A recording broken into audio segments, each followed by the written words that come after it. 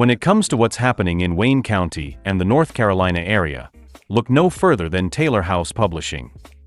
If you have a story that needs to be told, please contact us via email at taylorhousepublishing@gmail.com.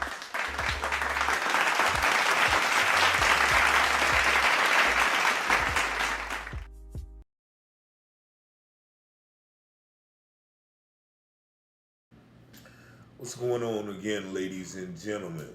I am Richard Taylor, and I'm coming back with another disturbing story from one of our Wayne County public schools. An 11-year-old fifth grader at Carver Heights has been pulled from school by her mother after the fifth grader, alerted her mother that she felt uncomfortable being that a cafeteria worker was looking at her in what she perceived as an inappropriate manner and may have possibly been taking pictures and recording the student. Now, what I'm going to do is I am going to play the testimony or the interview with the mother, where the mother and the daughter give their versions of what happened and how this incident has affected their family.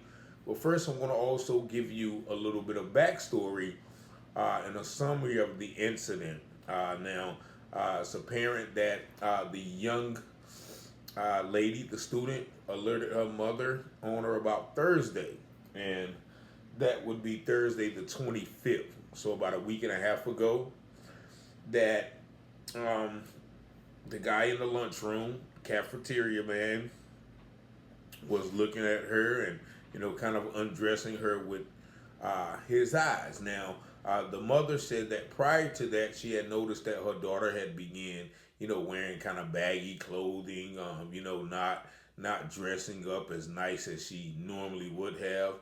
And so that's what brought the mother, that allowed her antennas to what we call raise. But nevertheless, it was on that day that the mother found out that this was possibly going on. And the mother informed me that on the next day, she called the school, it was Carver Heights Elementary, and asked to speak to the principal, which is Dr. Smith. Unfortunately, he was not there that day, and so she had to wait until that Monday. And that Monday, I think, was the 29th, is when she talked to the principal. And you'll hear how that conversation went with the principal. But essentially, he said, we're going to look into it. Nevertheless, she said the next day, the mother went to the school board.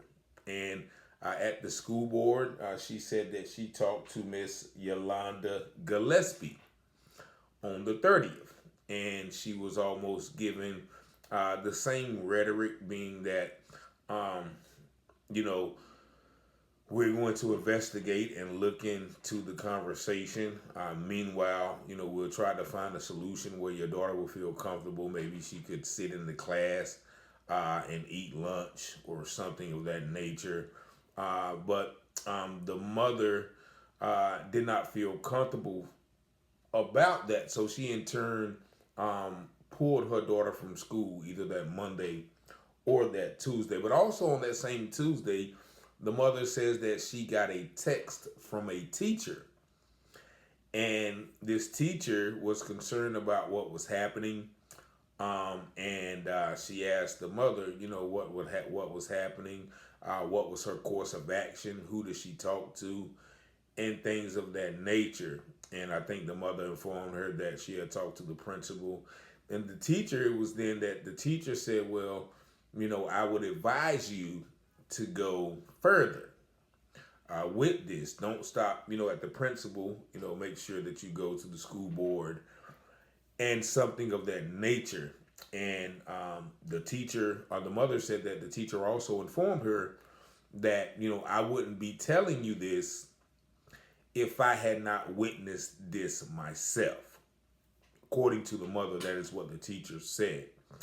And when the mother asked for further clarification and explanation, even asking for the man's name that works this cafeteria. The teacher informed her that she did not want to get into it. And it was at that point in time, that that was the last time that the mother spoke with that teacher. However, she did say she spoke with the principal, if I'm not mistaken, on Friday.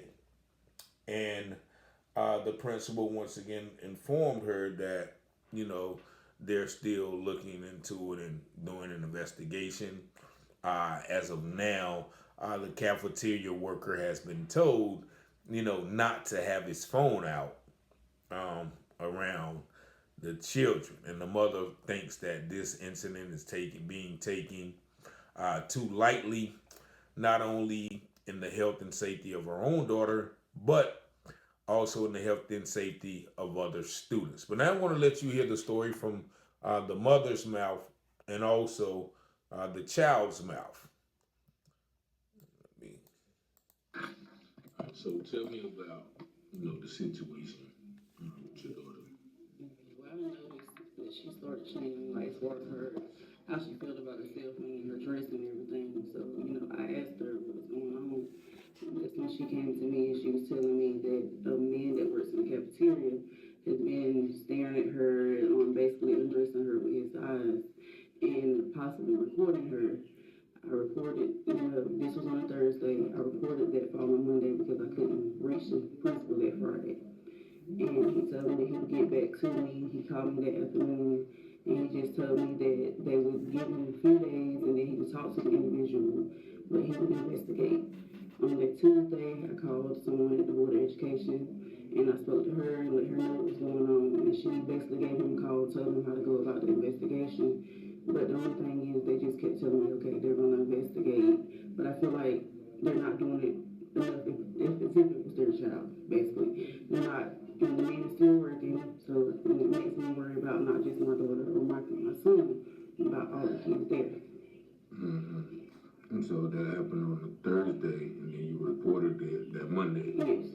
And then the principal called, but he did call you back, right? That next Friday. Mm-hmm. And then you talked to the lady. What about the teacher that called you? And the teacher texted me on Tuesday and she told me, hey, give me a call. So I called her and she said, well, what is the process of what they're doing? And I let her know what they said, give me a few days, they're going to investigate, talk to me. She then told me that I should go further because she wouldn't say that if she hadn't witnessed it herself. I then asked her to explain and to possibly give me the man's name, and she said that she did not want to be able to, and I did let the principal, I let the Board of Education lady know that there was a teacher that said she witnessed it, but, I tried to give the teacher time to come forward, but she hadn't come forward, and I feel like she's supposed to be there to care for the kids as well, and that's a problem for me if you see something like that and you don't address it. And there's ways that she can go about it privately, but still let it be known. Mm-hmm. So do you know if they did ever talk to the teacher? They said they talked to all the teachers, and the teachers said they haven't seen anything. They haven't seen anything, but this one particular teacher said she witnessed it herself. Yes. Mm-hmm. And so, since then, your daughter hasn't been back to school. When was the last time she went to school? Last Monday. Last Monday? Yes. So after you talked to the principal? Yes, I talked to the principal that morning, and I signed them in and they went to school. That was the last thing I went to get that call. I wasn't comfortable with, the answer that they had. Well, give me a few days, we're going to investigate. So automatically I felt uncomfortable with either one of my kids being there. My daughter felt unsafe. She started crying every time I mentioned her in school. She's in therapy because of this now, and it's been really a toll on my family. So after that first Monday, did you ever speak with the principal again? I spoke to him again this past Friday. This past Friday, then what did he say? Basically the same thing. They're still investigating. They're willing to put a plan in where she can possibly eat lunch in the classroom. And I explained to him where she's not safe as long as the man is there. So and that's basically where they was just at, just trying to figure out ways to make it where she could just eat breakfast or lunch in the classroom. So what about the lady at the superintendent office that you talked to? Did you talk to her again? No, I gave her a call yesterday, left a voicemail. I haven't heard anything back from her since Thursday. What was her name? Yolanda Gillespie. Yolanda Gillespie, and she hasn't responded back to you. Did you actually go up there? No, I haven't. And I've also reached out to the city council because I know someone on the council. And he's the one that actually told me to speak to you. Okay. And I did give him the teacher's name. Oh, okay. And the teacher's name is? Mary Davis. Mary Davis. And she's my daughter's teacher. Okay. So you called them yesterday. Yes, I called the school and the board of education yesterday, and I didn't get an answer even from the secretary yesterday at the school. So you said that she feels sometimes that he's actually recording it too? Yes. She has the phone up? Yes. You seen him with the phone up? And I mentioned it to them, and they said the only conversation they had with him is he's not supposed to have his phone out at work. And the next time he has it out, then there'll be consequences. So they're not pushing the issue about the real situation. And his name is? Mr. Joe. They wouldn't give me any information on him. I asked the teacher and the principal. You have different names. Sometimes it's maybe Mr. Joe, Mr. James, something else. I don't know. Oh, okay. And so how did it make you feel? Now, this is actually the daughter talking about, the incident and how it made her feel. When he looks at you? Weird. Like, I can feel it when he's looking at me, like taking pictures, recording me. So what do you be sitting at the table? We don't eat in there, but and one of the times we do, and he'd be in there. When I'm in line, he'd be nice to me, give me free snacks. Yeah. Wow. So he works like the cash register or something? Yeah, cash register, and he gives sometimes people food. Okay. And so what made you find it? How long has it been going on? I haven't really been noticing, but like when I really just started noticing was sometimes last year in October or November, but I didn't really get to notice or get that feeling until that Thursday. Okay. And did you tell any teachers besides your mom first, or you just told your mom first? I told my mom first, and then I told Miss Davis. Oh, you did tell her and like she the next witnessed day? it that day, but she's not trying to tell nobody. Oh, okay. Did you? So you talked. When was that day? That Thursday or that Friday when you went back to school? Or you told her that Thursday? I think it was a Friday actually. Okay. And she said she witnessed it that day.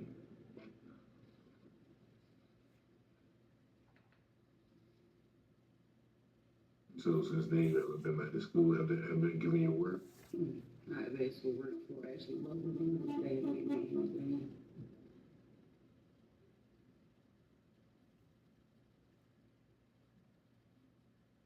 So you spoke with the council member, and they told you to call. They told you, is that the one who told you to call the school board, or you did that on your own? I did it on my own. Okay. And you talked to Miss Yolanda Gillespie. Yes. And you called her yesterday and haven't received a response yet? No. Okay. Is there anything else y'all want to share about the situation? I just feel like it should be taken more seriously. And like I told my daughter, she don't know how many other kids have felt uncomfortable around this man. And I'm glad that she had the courage to come to me, which I talk to my kids and I let them know early age. If anybody touch you, look at you, inappropriate, if you feel uncomfortable, you let me know. So that's something I instilled in my kids. So when she came to me, I knew, okay, we're going to get to the bottom of this. And like I was telling you, I could relate very well to what she's going through, and it bothers me to see her going through it. And I want to encourage her and other kids to speak up about stuff like this. Definitely. Yeah, because we see it's going on a lot in these schools. What you got? He's here. He's from Smell. Yeah. So you say you go to. Now, that is also the parent's son who goes to the school. And he said if you didn't hear him, when he see her, he start smiling. You too? Oh, okay. His name is Mr. Joe, Mr. James. Okay. And you say you didn't, so you never talked to the principal though, right? Or did you? I talked to him that Monday, and I talked to him this past Friday. And what is that? What is his name? Dr. Smith. Dr. Smith. Okay. I'm gonna definitely call before I, get any more information. See if they'll talk to me. Probably won't though. But it has already bothered me, so I stopped communicating with her. Oh, the teacher did call you back Friday? She called me 10 times Friday morning before 8 o'clock. Friday morning. 10 times before 8 o'clock. Friday morning. After you told the school board that you gave the lady from the school board her name. I gave Ronnie on the city council her name. Okay, but you didn't tell the school board. I actually, well, he reached out. To the school board. Okay.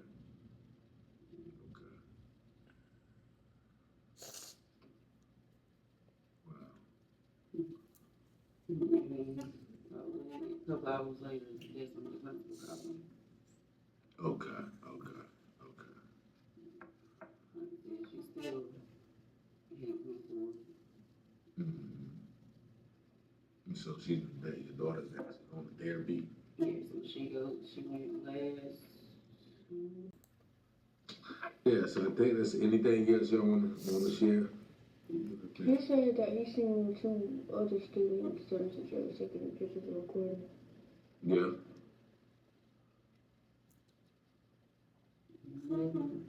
She's not the only one. Yeah. Is he an old man? Like, do he look like me or younger than me? Oh. Oh.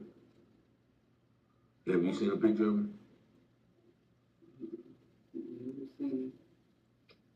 It's Carver Heights. Doctor, what's the president's name? Dr. Smith.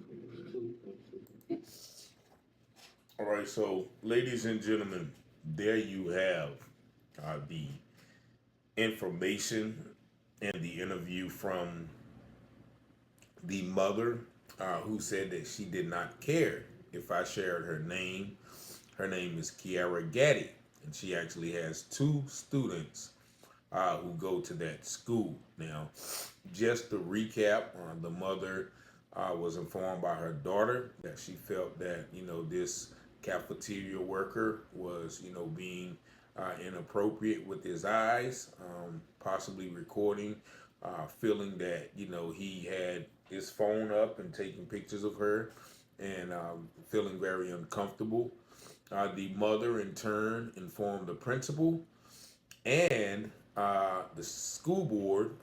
The principal is Dr. Smith, and the school board personnel that she talked to allegedly was Yolanda Gillespie, but also there was a teacher, Miss Mary Davis, who actually texted the mother, reached out to the mother, and asked what was going on and encouraged her to go further. However, when it was time to encourage her to go further, because she had actually witnessed, quote unquote, this behavior from this individual. However, when it was time to go forth and make her voice be heard, she told the parent that she didn't want to get involved. Nevertheless, the parent spoke with the principal another day, and he said that we basically talked to all the teachers, and none have seen nothing. We've told the cafeteria worker to keep his phone in, out of sight, basically. And she has yet to hear anything back from Yolanda Gillespie from the school board. And she also informed, if you didn't hear, that this teacher had since reached out to her. I think she said it was yesterday or Friday that the teacher called her phone about 10 times or texted her phone 10 times, but she did not respond to the teacher. And according to her, like she once this teacher actually just stood on the sidelines and she felt that there was no need to communicate with her. Apparently, probably the reason she was calling was because, whomever she informed about the teacher witnessing this inappropriate alleged contact probably got in touch with the teacher, and now the teacher wants to either backtrack or maybe even wants to, reprimand Miss Gaddy for letting people know what she said. But this is oftentimes the problem in these situations. People do not want to get involved for whatever reason, whether it's fear of retaliation, fear of ostracization, fear of losing jobs, fear of losing friends, because regardless if these allegations are true, regardless of how perverted Mr. And they actually gave his name. If you didn't hear, it's either Mr. Joe or Mr. James. The young lady said he has a lot of names people call him, but no matter how perverted this man is, there's somebody who likes him.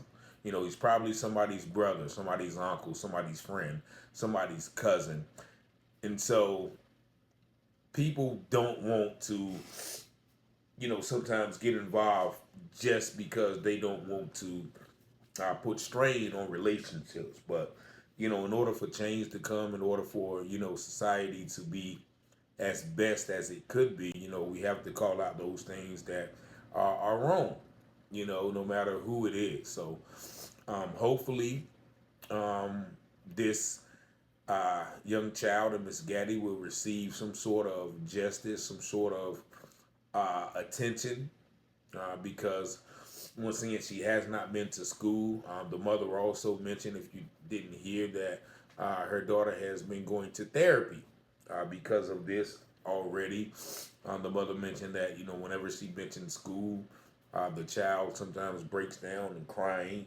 So this has definitely put a strain on her. And also, if you didn't hear, the young brother, he has not been to school. I think he is also either 12 and sometimes, but the young girl stated that she did not want to repeat the 5th grade. She has not been able to get any work. So this is a lot of times, as I mentioned in previous videos, of people scared to come forth for fear, once again, of retaliation and things of that nature. So if anybody knows Mr. Joe or Mr. James, or has any information confirming or denying this, then please feel free to reach out. 919-587-7782. And I did reach out to Dr. Smith. He was in a meeting. Of course, I don't expect him to call me back when he sees my name, but maybe he will. I did reach out to the school board. I didn't get any answer as well. So this is a issue that hopefully we'll be following. But the young lady and her mother has definitely went through the proper channels to get some sort of relief or some sort of attention, and maybe possibly save other young students from being possibly preyed upon by school staff and administration.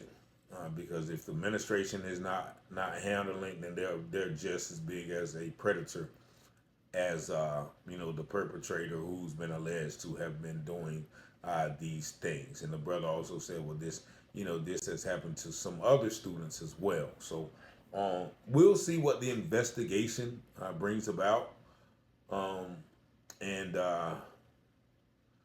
we will keep you updated. But once again, I thank y'all for tuning in to the videos. I thank y'all for all of the support and the the feedback and the input. So I thank y'all for all the comments, even the ones that are disagreeable, just not the ones that are offensive and accusatory or insulting. But I definitely like the input, like the conversation. Hopefully you guys will share and like this video and also subscribe. But nevertheless, 919-587-7782. Peace and blessings.